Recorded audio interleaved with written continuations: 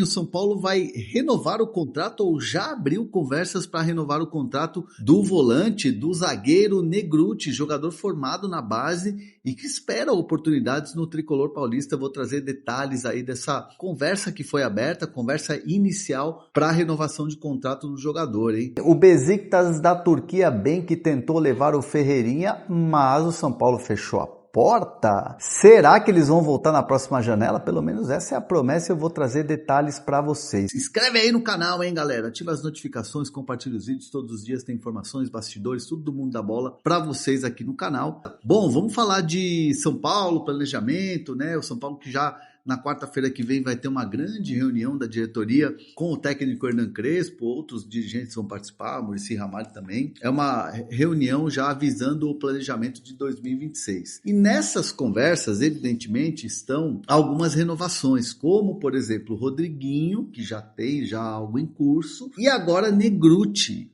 Felipe Negrutti, é o jogador que é da base, capitão da base, campeão da Copinha, jogador que, ao contrário de outros jogadores que acabaram sendo negociados, ele sempre expressou o desejo de querer ficar no São Paulo, né? De querer ser aproveitado, enfim. Ele fez uma grande partida contra o Fortaleza, né? O São Paulo venceu o Fortaleza, aliás, uma das únicas vitórias aí nos últimos jogos contra o Fortaleza, exatamente jogando lá e improvisado de zagueiro, jogou muito bem e tal. São Paulo chama para uma conversa, o contrato dele se encerra em 26 e a ideia do São Paulo é uma extensão por mais 2 anos, então seria um novo contrato até 2028, claro, com aumento salarial, aumenta a multa, aquela coisa toda, e obviamente o Negrutti e seus representantes têm interesse numa renovação. A questão toda que é importante citar é que o jogador precisa ter mais oportunidades, né? Uma renovação seria, São Paulo, utilizar mais o atleta, e obviamente uma renovação de contrato nesses moldes, você tendo chance do jogador atuar mais, seria mais interessante para as duas partes, né? Não só para a parte do São Paulo, mas principalmente para a parte do jogador que sempre fez questão de deixar claro que gostaria de ser um jogador importante, de jogar no São Paulo, de trilhar um caminho no São Paulo antes de qualquer negociação, de pensar em negociação. Então o atleta faz questão de estar no São Paulo e quer essas oportunidades do técnico Hernan Crespo. Então é uma conversa que está se iniciando, vai se desenrolar e tem tudo para acontecer, porque é a vontade das duas partes, uma renovação até o fim de 2028 do Negrutti. Deixa seus comentários aqui, vocês renovariam com o Negrutti? Acham ele bom jogador? Dariam mais oportunidades? Comenta aí. Bom, sobre o Ferreirinha, é o seguinte, o Besiktas da Turquia fez contato com o São Paulo, contato oficial, inclusive, com o São Paulo, né? Ligaram lá para a diretoria, mandaram aquela carta de intenção. Assim, o São Paulo trata como sondagem, mas a partir do momento que alguém do clube liga, é um interesse oficial, oficializaram um interesse, né? Não teve uma proposta com números, com valores, porque o São Paulo não abriu a possibilidade de conversa, porque o São Paulo simplesmente respondeu, olha, não estamos a fim de vender o jogador é importante, o Crespo não queria que fizesse negócio, evidentemente, né? E a diretoria falou, não temos interesse, Ferreirinha é um jogador importante, aquela coisa toda. E evidentemente seria zero a chance do São Paulo emprestar o jogador com uma opção de compra, ou que seja obrigação de compra. Então, o Besiktas segue de olho, ou pelo menos a promessa é que na próxima janela pode haver uma proposta oficial para tentar tirar o Ferreirinha em janeiro, porque aí é aquela coisa, aqui no Brasil o calendário é o final de temporada e tal, e aí sim seria melhor para abrir uma negociação. Então a promessa do Besiktas é continuar de olho no Ferreirinha e aí quem sabe tirá-lo no final da temporada. Vamos ver. Vamos ficar de olho, vamos aguardar. É a promessa dos turcos, pelo menos nesse papo, nessa última tentativa. Então o Crespo ele não cansa de dar com o pé no peito do Casares ali do São Paulo, enquanto ele está ali dando entrevista. É claro que ele vem para o São Paulo pegando uma bomba, mas ele sabia da bomba que era. Então ficar também com conversinha em coletiva, eu acho que é legal quando ele ganha o jogo, mas quando perde, ficar dando muita desculpinha também não é por aí. Eu acho que o Crespo ele assumiu o São Paulo sabendo do que se tratava. Então agora ele tem que fazer o melhor possível.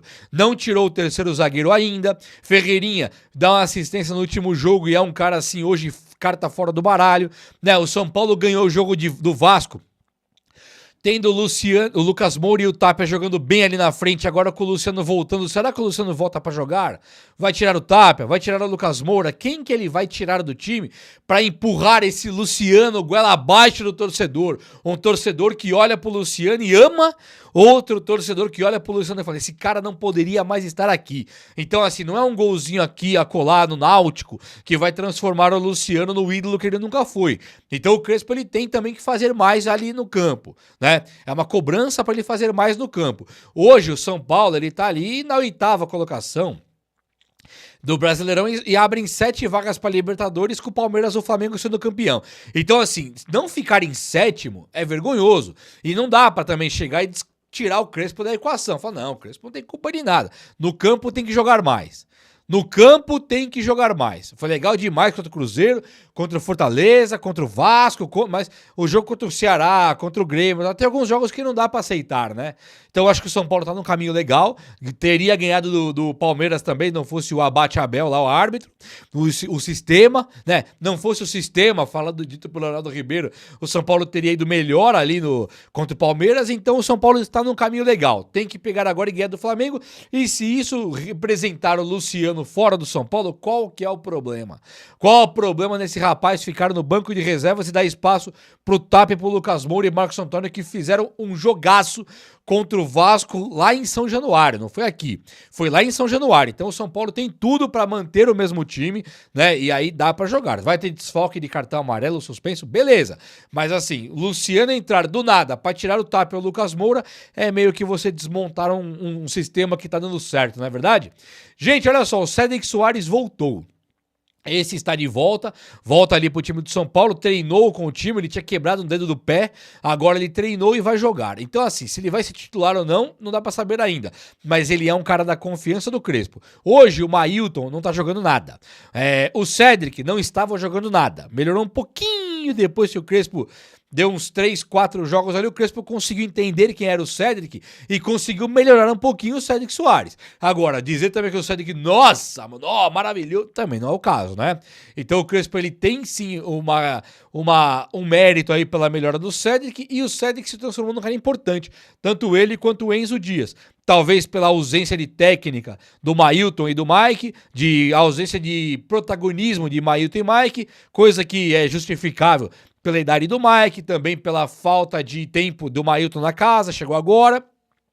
E o Wendel porque não mostrou que veio ainda, né? Ou tá em campo decepcionando ou está machucado. Então, assim, o Enzo Dias ele se torna uma figura muito importante pro time do Tricolor, e o Cédric Soares também.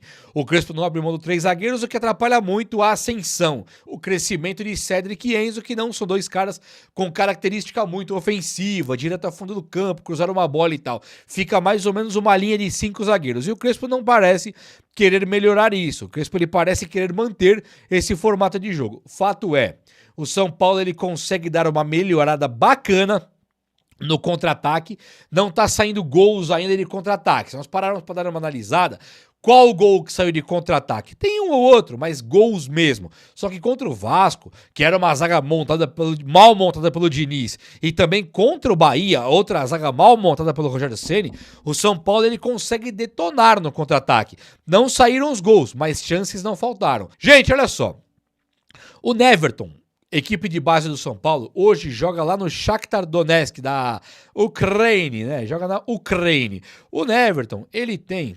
Vou até pegar aqui porque eu tinha pesquisado, mas eu fechei a tela. O Neverton, ele tem hoje 25, 26 aqui, a página abriu. O Neverton tem 20 anos. Então, só pra vocês terem uma ideia, o Neverton ele é um ponto esquerda que é do Bertolucci Sports, aqui, agenciado pelo Juliano Bertolucci. E ele tem 20 anos, tá? 20 anos. Ele tá no Shakhtar lá e ele acaba de fazer um gol. Ele fez um gol lindo, maravilhoso de falta. Ele é um jogador que está jogando como ídolo já do Shakhtar Donetsk. Ele está sendo um jogador ventilado para ir para um time grande do futebol europeu. Não vai ficar no Shakhtar. Ele deve ir para um time grande do futebol europeu. Então hoje ele joga lá e ele vai jogar a Champions League. Por que eu tô falando dele? Primeiro porque ele acabou de fazer um gol. Um golaço. E é um dos jogadores... Desculpa.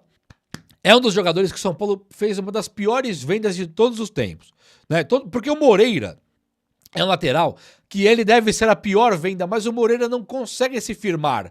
Agora, quando você olha pro Everton e vê ele se firmando, chega no Shakhtar, começa a jogar bola, chega ali e vai jogar uma Champions, e aí você lembra, como é que ele foi embora do São Paulo? Você lembra como é que ele vazou, como é que ele foi embora do Tricolor? O Everton, ele estava no São Paulo, equipe de base, o Juliano Bertolucci do nada falou, São Paulo me deve 50 milhões e eu quero 20 agora.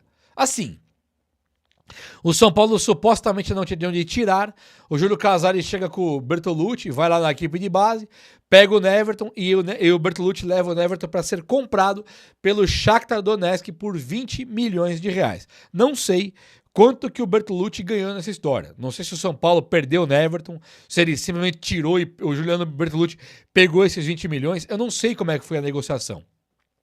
Eu sei que o São Paulo perde um cara desse que supostamente foi por 20 milhões de reais. 20 milhões de reais. Só, mais nada. 20 milhões de reais para um cara igual o Everton, que hoje joga pra caramba na Ucrânia, e ele deve ir para um time grande da Europa, e inclusive pelo Shakhtar, deve jogar aí a Champions. É um dinheiro assim, eu não gosto de usar a expressão dinheiro de pinga, primeiro porque a pinguinha não foi mal pra ninguém, é gostosinho, né? Agora, você não é legal, é desvalorizar demais. Agora, quando você pega 20 milhões no mercado do futebol, 20 milhões de reais, pra um cara igual o Everton, e você vê o Hendrick, Estevão, quanto custaram, Paulinho, esse tigrinho aí, como é que chama lá, o Vitor Roque, quanto esses caras custaram? É sacanagem. Sabe? Então o São Paulo, ele vive dias de turbulência na diretoria, dias que as suas finanças não fecham, não dá certo, e você vê um cara igual o Everton vendido, praticamente doado, por 20 milhões de reais. E aí você fala, tá, Jubão, mas aí devia por Bertolucci e tal. Pra começar, não era pra chegar nessa dívida com esse cara. Nunca que era pro São Paulo ter chegado numa dívida dessa com esse cara. Quem é esse cara pro São Paulo dever? Não pega de jogador dele mais, pega de outros caras. Caramba, São Paulo instala o dedo e fala assim, ó, tô abrindo vaga pra de ponta esquerda, sub-12, sub-14, sub-15, sub-20.